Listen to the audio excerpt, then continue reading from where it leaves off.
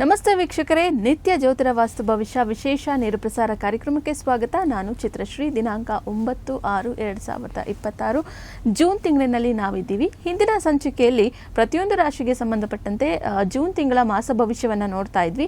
ಹಾಗೆ ಇವತ್ತು ಧನುರ್ ರಾಶಿಯವರು ಇವತ್ತಿನ ಸಂಚಿಕೆಯನ್ನು ಮಿಸ್ ಮಾಡ್ಕೊಳ್ಬೇಡಿ. ಯಾಕಂದರೆ ಗುರೂಜಿಗಳು ಏನು ತಿಳಿಸ್ತಾರೆ ಅದೆಲ್ಲವೂ ಕೂಡ ಜೂನ್ ತಿಂಗಳಿನಲ್ಲಿ ನಿಮ್ಮ ರಾಶಿಗೆ ಸಂಬಂಧಪಟ್ಟಂತೆ ರಾಶಿ ಫಲದಿಂದ ಹಿಡಿದು ನವಗ್ರಹಗಳ ಗೋಚಾರದಿಂದ ಹಿಡಿದು ಪರಿಹಾರ ಭಾಗದವರೆಗೂ ಪ್ರತಿಯೊಂದನ್ನು ಕೂಡ ತಿಳಿಸ್ಕೊಡ್ತಾರೆ. ಸೊ ಖಂಡಿತ ಈ ಸಂಚಿಕೆಯನ್ನು ಮಿಸ್ ಮಾಡದೆ ನೋಡಿ. ಹಾಗೆ ಮೊದಲನೇದಾಗಿ ಗುರೂಜಿಗಳನ್ನ ಕಾರ್ಯಕ್ರಮಕ್ಕೆ ಸ್ವಾಗತಿಸ್ತಾ ಇದ್ದೀನಿ. ಖ್ಯಾತ ಜ್ಯೋತಿಷಿಗಳು, ಖ್ಯಾತ ಸಂಖ್ಯಾಶಾಸ್ತ್ರಜ್ಞರು ಮತ್ತು ಪಂಚಭೂತ ವಾಸ್ತುತಜ್ಞರಾದ ಶ್ರೀ ಮಂಜುನಾಥ್ ಗುರೂಜಿಗಳು. ಗುರೂಜಿ ನಮಸ್ತೆ, ಕಾರ್ಯಕ್ರಮಕ್ಕೆ ಸ್ವಾಗತ.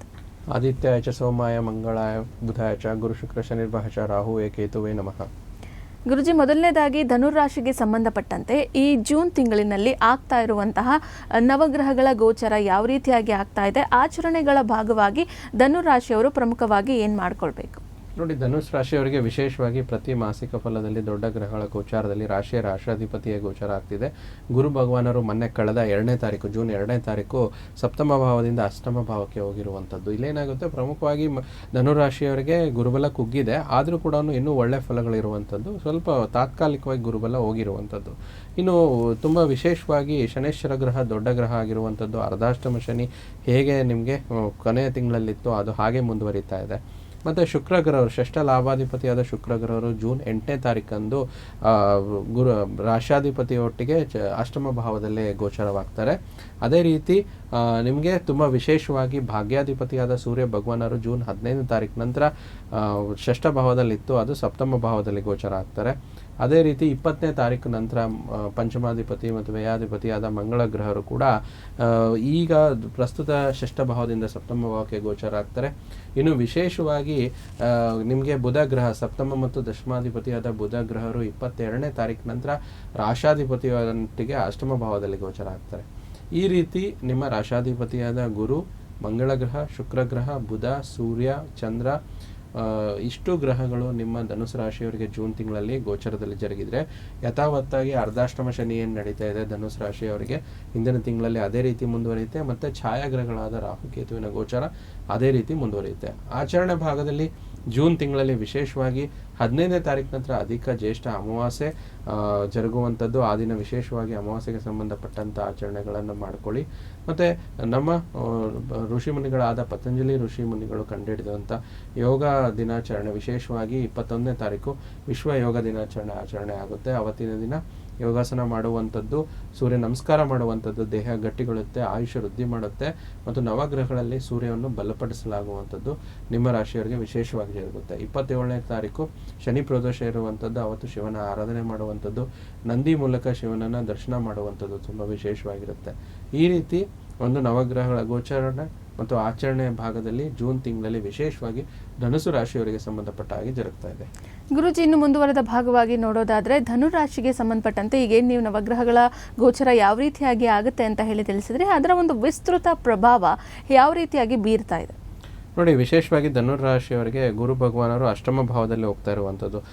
ಪ್ರಸ್ತುತ ಸಪ್ತಮ ಭಾವದಿಂದ ಅಷ್ಟಮ ಭಾವಕ್ಕೆ ಹೋದಾಗ ಕೆಲವೊಂದು ನಿಧಾನತೆ ಕೊಡುವಂಥದ್ದು. ಆದರೂ ಕೂಡ ಅಷ್ಟಮ ಭಾವ ಮಿತ್ರ ಭಾವ ಆಗಿರುವುದರಿಂದ ಏನೋ ಒಂದು ಇನ್ಶೂರೆನ್ಸ್ ಸೆಕ್ಟರ್ ಆಗಿರ್ಬೋದು, ಮತ್ತು ಲಾಂಗ್ ಟರ್ಮ್ ಇನ್ವೆಸ್ಟ್ಮೆಂಟ್ ಆಗಿರ್ಬೋದು, ಆ ವಿಚಾರದಲ್ಲಿ ಲಾಭ ಕೊಡುತ್ತೆ.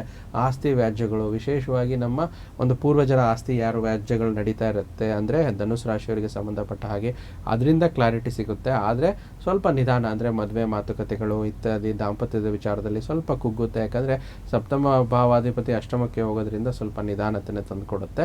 ಮತ್ತು ಶುಕ್ರ ಭಗವಾನರು ಷಷ್ಠಾಧಿಪತಿ ಮತ್ತು ಲಾಭಾಧಿಪತಿಯಾದ ಶುಕ್ರ ಭಗವಾನರು ಗೋಚಾರದಲ್ಲಿ ಒಂದು ಅಷ್ಟಮ ಭಾವಕ್ಕೆ, ಅಂದರೆ ಗುರು ಒಟ್ಟಿಗೆ ಹೋಗುವಂಥದ್ದು ಅಷ್ಟಮ ಭಾವಕ್ಕೆ ಹೋಗುವುದರಿಂದ ಸ್ವಲ್ಪ ಆರೋಗ್ಯದ ವಿಚಾರದಲ್ಲಿ ಏರುಪೇರುಗಳನ್ನು ಕೊಡುವಂಥದ್ದು. ಷಷ್ಠಾಧಿಪತಿ ಅಷ್ಟಮ ಭಾವದಲ್ಲಿ ರೋಗ ರಿಪುರಿಣು ಸ್ಥಾನದ ಅಧಿಪತಿ ಅಷ್ಟಮ ಭಾವ ಸ್ವಲ್ಪ ಏರುಪೇರುಗಳನ್ನು ಕೊಡುತ್ತೆ.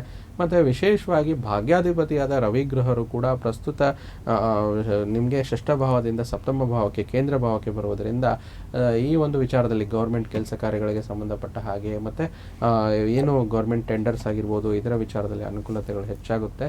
ಆದರೆ ಅದರ ಜೊತೆಯಲ್ಲಿ ಧೈರ್ಯ, ಶಕ್ತಿ, ಅಭಿವೃದ್ಧಿಯನ್ನು ಸೂರ್ಯ ಭಗವಾನರು ನೀಡ್ತಾರೆ. ಸೂರ್ಯ ಆರೋಗ್ಯಕಾರಕನ ಗ್ರಹ ಆಗಿರೋದ್ರಿಂದ ಒಳ್ಳೆಯ ಅಭಿವೃದ್ಧಿಗಳನ್ನು ಕೊಡ್ತಾರೆ, ಒಳ್ಳೆಯ ಪ್ರಾಪ್ತಿಯಾಗುತ್ತೆ. ಪಂಚಮಾಧಿಪತಿ ಮತ್ತು ವ್ಯಯಾಧಿಪತಿಯಾದ ಮಂಗಳ ಗ್ರಹರು ಕೂಡ ಇಲ್ಲಿ ಪ್ರಸ್ತುತವಾಗಿ ಏನಾಗುತ್ತೆ ಅಂತಂದರೆ ಷಷ್ಠ ಭಾವದಲ್ಲಿ ಗೋಚರ ಆದಾಗ ಏನಾಗುತ್ತೆ, ಧನ, ಧಾನ್ಯ, ಸಂಪತ್ತು ಇದರಲ್ಲಿ ಹೆಚ್ಚು ವೃದ್ಧಿಯಾಗುವಂಥದ್ದು. ಸ್ವಲ್ಪ ಆದಾಯದಲ್ಲಿ ಏನಾಗುತ್ತೆ ಅಂದರೆ ಋಣದ ಪ್ರಮಾಣ ಜಾಸ್ತಿ ಆಗುತ್ತೆ ಅಂತ ಹೇಳ್ತೀವಿ. ಮತ್ತು ಒಳ್ಳೆಯ ಆದಾಯ ಸಿಗುವಂಥದ್ದು, ಮಾತಿನಲ್ಲಿ ಒಳ್ಳೆಯ ಚತುರತೆ ಮತ್ತು ಎಲ್ಲ ಕೆಲಸವಾಗುವಂಥದ್ದು, ಸಕಾರಾತ್ಮಕ ಅಂಶ ತುಂಬ ಚೆನ್ನಾಗಾಗುತ್ತೆ. ಮತ್ತು ಬುಧನ ಗೋಚಾರ, ಬುಧ ನಿಮಗೆ ಸಪ್ತಮ ಮತ್ತು ದಶಮಾಧಿಪತಿ ಆಗುವಂಥದ್ದು, ಬಾಧಕಾಧಿಪತಿ ಆದರೂ ಕೂಡ ಅಷ್ಟಮ ಭಾವದಲ್ಲಿ ರಾಶಿಯಾಧಿಪತಿ ಒಟ್ಟಿಗೆ ಗೋಚರ ಆಗೋದ್ರಿಂದ ಹೆಚ್ಚು ಅನುಕೂಲತೆಗಳು ಹೆಚ್ಚಾಗುತ್ತೆ. ಪಾರ್ಟ್ನರ್ಶಿಪ್ ಬಿಸ್ನೆಸ್ಸಲ್ಲಿ ಆಗಿರ್ಬೋದು, ಹೌಸ್ ಆಫ್ ಜಾಬ್ ಅಂತ ಹೇಳ್ತೀವಿ, ಕೆಲಸದ ವಿಚಾರದಲ್ಲಿ ಅನುಕೂಲ ಆಗುತ್ತೆ. ಮತ್ತು ಧನುಸು ರಾಶಿಯವರಿಗೆ ಸಂಬಂಧಪಟ್ಟಂಥ ಒಂದು ವರ್ಷ ಏನು ಗುರುಬಲ ಇತ್ತು, ಆ ಗುರುಬಲ ಕುಗ್ಗಿದ್ರೂ ಕೂಡ ಅಷ್ಟೊಂದು ಸಮಸ್ಯೆ ಇಲ್ಲ, ಯಾಕಂದರೆ ಕೇಂದ್ರ ಭಾವದಲ್ಲಿ ಒಳ್ಳೆಯ ಗ್ರಹಗಳ ಗೋಚಾರ ಆಗುತ್ತೆ. ಈ ರೀತಿ ಒಂದು ಅನುಕೂಲತೆ ಮತ್ತು ರಾಹು ಕೇತುವಿನ ಗೋಚಾರ ತೃತೀಯ ಮತ್ತು ಭಾಗ್ಯಸ್ಥಾನದಲ್ಲಿ ಏನಿರುತ್ತೋ ಅದು ಹಾಗೆ ಮುಂದುವರಿಯುವಂಥದ್ದು, ಎಲ್ಲ ಅನುಕೂಲತೆಗಳು ಧನುಸು ರಾಶಿಯವರಿಗೆ ಜರುಗುತ್ತವೆ. ಗುರುಜಿ, ಇನ್ನು ಧನುರಾಶಿಯ ರಾಶ್ಯಾಧಿಪತಿ ಗೋಚರ ಯಾವ ಸ್ಥಿತಿಯಲ್ಲಿ ಆಗ್ತಾ ಇದೆ? ಇದರ ಅನುಕೂಲತೆ ಎಷ್ಟರ ಮಟ್ಟಿಗೆ ಧನುರಾಶಿಯವರಿಗೆ ಸಿಗ್ತಾ ಇದೆ ಜೂನ್ ತಿಂಗಳಿನಲ್ಲಿ? ನೋಡಿ, ರಾಶಿಯಾಧಿಪತಿ ಗೋಚರ ಅಷ್ಟಮ ಭಾವದಲ್ಲಿ ಆಗುವಂಥದ್ದು. ಅಷ್ಟಮ ಭಾವ ದುಸ್ಥಾನ ಭಾವ ಅಂತ ಹೇಳ್ತೀವಿ. ಆದರೂ ಕೂಡ ಮಿತ್ರನ ಮನೆ, ಯಾವಾಗಲೂ ಚಂದ್ರನ ಮನೆಗೆ ಗುರು ಹೋದಾಗ ಗಜಕೇಸರಿ ಯೋಗ ಅಂತ ಆಗುತ್ತೆ. ಆದರೆ ಅಷ್ಟಮ ಭಾವ ಅಷ್ಟೊಂದು ಭಾವದಲ್ಲಿ ಒಳ್ಳೆಯದಿಲ್ಲದೆ ಇರೋದ್ರಿಂದ ಕೆಲವೊಂದು ವಿಚಾರದಲ್ಲಿ ಅನನುಕೂಲತೆಗಳಾಗುತ್ತೆ. ಯಾವ ರೀತಿ ಅಂತಂದರೆ ಏನೋ ಒಂದು ಸಡನ್ನಾಗಿ ಏರುಪೇರುಗಳಾಗುವಂಥದ್ದು, ಪೆಟ್ಟುಗಳು ಮಾಡ್ಕೊಳ್ಳುವಂಥದ್ದು, ಆರೋಗ್ಯದಲ್ಲಿ ಸ್ವಲ್ಪ ಗಮನ ಇರಲಿ. ಆದರೆ ಪಾಸಿಟಿವ್ ಆಗಿ ನೋಡಬೇಕಂದ್ರೆ ಪೂರ್ವಿಕರ ಆಸ್ತಿ ಸೇರುವಂಥದ್ದು, ವ್ಯಾಜ್ಯಗಳು ಕ್ಲಿಯರ್ ಆಗುವಂಥದ್ದು, ಇನ್ಶೂರೆನ್ಸ್ ಸೆಕ್ಟ್ರಲ್ಲಿ ಯಾರು ಕೆಲಸ ಮಾಡ್ತಿದ್ದಾರೆ ಅವರಿಗೆ ಹೆಚ್ಚು ಅನುಕೂಲತೆಗಳಾಗುವಂಥದ್ದು ನೋಡ್ತಾ ಬರ್ತೀವಿ. ಮತ್ತು ಇನ್ನು ಸಾಮಾನ್ಯವಾಗಿ ನೋಡಿದ್ರೆ ಒಂದು ಅಪಾರ ಪ್ರೀತಿ, ವಿಶ್ವಾಸ ತುಂಬ ಈ ಒಂದು ಮಾಸದಲ್ಲಿ ಪಡಿತಾರೆ. ಈ ಒಂದು ಧನುಸು ರಾಶಿಯವರಿಗೆ ತುಂಬ ಅನುಕೂಲತೆ, ಶುಕ್ರನಿಂದ ಕೂಡ ಹೆಚ್ಚು ಅನುಕೂಲತೆಗಳಾಗುವಂಥದ್ದು. ಯಾಕಂದರೆ ಶುಕ್ರ ಕೂಡ ಅಷ್ಟಮ ಭಾವದಲ್ಲೇ ಗೋಚರ ಆಗ್ತಿರುವಂಥದ್ದು ಹೆಚ್ಚಾಗಿ ಅನುಕೂಲತೆ ಕೊಡುತ್ತೆ. ಸಾಮಾನ್ಯ ಒಂದು ವಿಚಾರದಲ್ಲಿ ನೋಡಿದ್ರೆ ನೂತನ ವ್ಯಕ್ತಿಗಳ ಪರಿಚಯದಿಂದ ಧನ ಲಾಭ ಸಿಗುವಂಥದ್ದು, ವೃದ್ಧಿ ಮತ್ತು ಉದ್ಯೋಗದಲ್ಲಿ ಬದಲಾವಣೆ ಕೂಡ ಮಾಡುವಂಥದ್ದು, ಸ್ಥಾನ ಪಲ್ಲಟ ಆಗುವಂಥದ್ದು, ಈ ರೀತಿ ಅನುಕೂಲತೆಗಳು ಸಿಗುತ್ತೆ. ವಿಶೇಷವಾಗಿ ರೈತರಿಗೆ ಕೃಷಿ ಚಟುವಟಿಕೆಗಳಲ್ಲಿ ಉತ್ತಮ ಫಲ.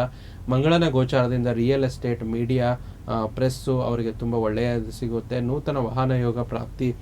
ಆರೋಗ್ಯದ ವಿಚಾರದಲ್ಲಿ ಎಚ್ಚರಿಕೆಯಿಂದ ಹೇಳಬೇಕು. ಆವಾಗಲೇ ನಾನು ಹೇಳಿದೆ, ಸ್ವಲ್ಪ ತಲೆಸುತ್ತು ಬರುವಂಥದ್ದು, ಕಾಲು, ಸೊಂಟ ಮತ್ತು ಪಾದದವರೆಗೂ ಸ್ವಲ್ಪ ಹುಷಾರಾಗಿರಬೇಕು ಈ ಒಂದು ಧನುಸು ರಾಶಿಯವರಿಗೆ ಅಂತ ಹೇಳ್ತೀವಿ.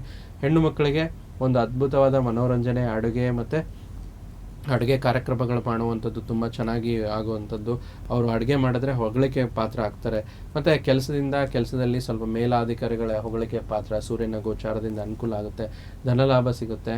ಮತ್ತು ನೀವೇನಾದರೂ ಧನುಸು ರಾಶಿಯವರಾಗಿ ವ್ಯಾಪಾರಸ್ಥರಾಗಿದ್ದರೆ ತುಂಬ ಅನುಕೂಲ ಆಗುತ್ತೆ. ಮತ್ತು ಯಾರಾದರೂ ನೀವು ಒಂದು ಬಿಸ್ನೆಸ್ನ ಮಾಡ್ತಾಯಿದ್ರೆ, ಆದರೆ ಬಿಸ್ನೆಸ್ ವಿಚಾರದಲ್ಲಿ ನಿಮ್ಮ ಕೈ ಕೆಳಗಡೆ ಕೆಲಸ ಮಾಡೋರ ಬಗ್ಗೆ ಹುಷಾರಾಗಿರಿ. ಸ್ನೇಹಿತರಿಂದ ಹೆಚ್ಚಾಗಿ ನಿರೀಕ್ಷೆ ಮಾಡಬೇಡಿ, ನಂಬಿಕೆ ಇಡಬೇಡಿ. ಮತ್ತು ಯಾವುದೇ ಒಂದು ಹೆಲ್ಪ್ ಮಾಡೋ ವಿಚಾರದಲ್ಲಿ, ಹಣಕಾಸಿನ ವ್ಯವಹಾರದಲ್ಲಿ ಸಿಕ್ಕಿಗೆ ಹಾಕ್ಕೊಳ್ಬೋದು, ಅದ್ರ ಬಗ್ಗೆ ಎಚ್ಚರಿಕೆ ಇರಿ. ಅದು ಅಲ್ದಿರ ಶುಭ ಕಾರ್ಯಗಳು, ಶುಕ್ರನಿಂದ ಶುಭ ಕಾರ್ಯಗಳು ಸಿದ್ಧತೆ ಹೆಚ್ಚಾಗುತ್ತೆ. ಮನೆಯಲ್ಲಿ ಖುಷಿ ವಾತಾವರಣ, ಬಂಧು ಬಾಂಧವರಿಂದ ಸಹಕಾರ ಸಿಗುವಂಥದ್ದು, ಇದು ಒಂದು ಒಳ್ಳೆಯದಾಗುತ್ತೆ. ಸುಮಾರು ತಿಂಗಳಿಂದ ನಿಧಾನವಾಗಿರುವಂಥ ಕೆಲಸ ಕಾರ್ಯಗಳು ಶುಕ್ರನ ಬಲದಿಂದ ಎಲ್ಲ ಬೇಗ ನಿರ್ವಹಣೆ ಆಗುತ್ತೆ. ಬಂಡವಾಳ ಹೂಡಿಕೆಗೆ ತುಂಬ ಒಳ್ಳೆಯ ಮಾಸ. ವಿದ್ಯಾರ್ಥಿಗಳು, ಅದರಲ್ಲಿ ಧನುಸು ರಾಶಿಗೆ ಸಂಬಂಧಪಟ್ಟಂಥ ವಿದ್ಯಾರ್ಥಿಗಳು ಯಾರು ಕಾಂಪಿಟೇಟಿವ್ ಎಕ್ಸಾಮ್ ಬರಿತಾ ಇದ್ದಾರೆ, ಸೂರ್ಯನ ಗೋಚಾರದಿಂದ ಈ ಮಾಸದಲ್ಲಿ ಅನುಕೂಲ ಹೆಚ್ಚಾಗುತ್ತೆ. ಮತ್ತು ಮುಂದಿನ ಜೀವನದ ಒಂದು ಮಹತ್ವದ ನಿರ್ಧಾರಗಳನ್ನು ಜೂನ್ ತಿಂಗಳಲ್ಲಿ ತಾವು ತೆಗೆದುಕೊಳ್ತೀರಾ, ಇದು ಅನುಕೂಲ ಆಗುತ್ತೆ. ಮತ್ತು ಸಣ್ಣ ಪುಟ್ಟ ವ್ಯಾಪಾರ, ಹೂವು, ಹಣ್ಣು, ತರಕಾರಿ ಈ ರೀತಿ ವ್ಯಾಪಾರಗಳಿಗೆ ಹೆಚ್ಚು ಅನುಕೂಲ ಇದೆ. ಕೈಗಾರಿಕೋದ್ಯಮಿ ಅಂದರೆ ಇಂಡಸ್ಟ್ರಿಯಲಿಸ್ಟ್ ಅಂತ ಏನು ಹೇಳ್ತೀವಿ, ಅವರಿಗೆ ಹಣದ ಹೂಡಿಕೆ ಮಾಡುವಂಥದ್ದು, ವ್ಯಾಪಾರ ವಹಿವಾಟದಲ್ಲಿ ಚೆನ್ನಾಗಿದೆ. ಮತ್ತು petrol pump, liquor business, steel, oil ಯಾರು ವ್ಯಾಪಾರಸ್ಥರು ಇರ್ತಾರೋ ಅವರಿಗೆ ಹೆಚ್ಚಿನ ಅನುಕೂಲ ಇದೆ. ಕೆಮಿಕಲ್ಲು, ಲಿಕ್ವಿಡು, ಆಯಿಲ್ ಬಿಸ್ನೆಸ್ ಮಾಡೋರಿಗೆ ಅನುಕೂಲತೆ ಹೆಚ್ಚಾಗುತ್ತೆ. ಈ ರೀತಿ ರಾಶಿಯಾಧಿಪತಿ ಅಷ್ಟಮದಲ್ಲಿದ್ದರೂ ಕೂಡ ಉಳಿದಿರುವಂಥ ನವಗ್ರಹಗಳ ಗೋಚಾರದ ಫಲ ತುಂಬ ಚೆನ್ನಾಗಿ ಲಭಿಸುತ್ತವೆ. ಗುರುಜಿ, ಧನುರಾಶಿಯಲ್ಲಿ ಬರ್ತಕ್ಕಂಥ ನಕ್ಷತ್ರಗಳ ಅನುಸಾರ ಫಲಗಳು ಯಾವ್ಯಾವ ರೀತಿಯಾಗಿದೆ ಮತ್ತು ಪರಿಹಾರ ಭಾಗಕ್ಕೆ ಧನುರಾಶಿಯವರು ಜೂನ್ ತಿಂಗಳಿನಲ್ಲಿ ಮಾತ್ರ ಏನು ಮಾಡ್ಕೊಳ್ಬೇಕು? ನೋಡಿ, ತುಂಬ ವಿಶೇಷವಾಗಿ ಮೂಲ ನಕ್ಷತ್ರ ಧನುರಾಶಿಯವರಿಗೆ ಹೊಸ ವಿಚಾರದಿಂದ ಒಂದು ಪ್ರೇರಣೆ ಲಭಿಸುತ್ತೆ. ಇದರಿಂದ ನಿಮ್ಮ ಸಮಸ್ಯೆಯಿಂದ ಹೊರಗಡೆ ಬರ್ತೀರಾ. ಮತ್ತು ಪೂರ್ವಾಷಾಢ ನಕ್ಷತ್ರ ಧನುಸ್ ರಾಶಿಯವರಿಗೆ ಸರಿಯಾದ ನಿರ್ಧಾರದಿಂದ ನಿಮಗೆ ಮಾಡಿರುವಂಥ ಸಾಧನೆ ನಿಮಗೆ ಒಂದು ಒಳ್ಳೆಯ ಸಮಯ ಸಿಗುತ್ತೆ. ಅದರಿಂದ ನಿಮಗೆ ಅನುಕೂಲತೆ ಹೆಚ್ಚಾಗುತ್ತೆ. ಮತ್ತು ಉತ್ತರಾಷಾಢ ನಕ್ಷತ್ರದವರಿಗೆ ದೈಹಿಕ ಸಮಸ್ಯೆಗಳು ಈ ತಿಂಗಳಲ್ಲಿ ಅಂತ್ಯಗೊಳ್ಳುತ್ತೆ, ಒಳ್ಳೆಯದಾಗುತ್ತೆ.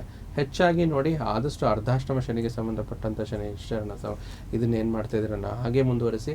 ಅಷ್ಟಮದಲ್ಲಿ ರಾಷ್ಟ್ರಾಧಿಪತಿ ಇರೋದ್ರಿಂದ ಹೆಚ್ಚಿನ ಗುರುವಿನ ಸ್ತೋತ್ರ, ಗುರು ಸಾಯಿಬಾಬಾ, ದತ್ತಾತ್ರೇಯ ಮತ್ತು ಗುರು ರಾಘವೇಂದ್ರ ಸ್ವಾಮಿಗಳು ನಿಮ್ಮ ಭಕ್ತಿ ಅನುಸಾರವಾಗಿ ಪ್ರತಿ ಗುರುವಾರ ದೇವಸ್ಥಾನಕ್ಕೆ ಒಂದು ಭೇಟಿ ದರ್ಶನ ಮಾಡಿ ಮತ್ತು ಅಲ್ಲಿ ಇರುವಂಥ ಬ್ರಾಹ್ಮಣರಿಗೆ ಒಂದು ಕಡಲೆಕಾಳು, ಒಂದು ಹಳದಿ ಬಟ್ಟೆಯಲ್ಲಿ ಕಡಲೆಕಾಳು ಸುತ್ತಿ ನಿಮ್ಮ ಶಕ್ತಿ ಅನುಸಾರವಾಗಿ ಕೊಡ್ತಾ ಬನ್ನಿ. ಮತ್ತು ಗುರುವಿನ ಸ್ತೋತ್ರ ಹೆಚ್ಚಾಗಿ ದಿನಾಲು ಹೇಳ್ಬೋದು ಅಥವಾ ಗುರುವಾರ ಹೇಳ್ಬೋದು.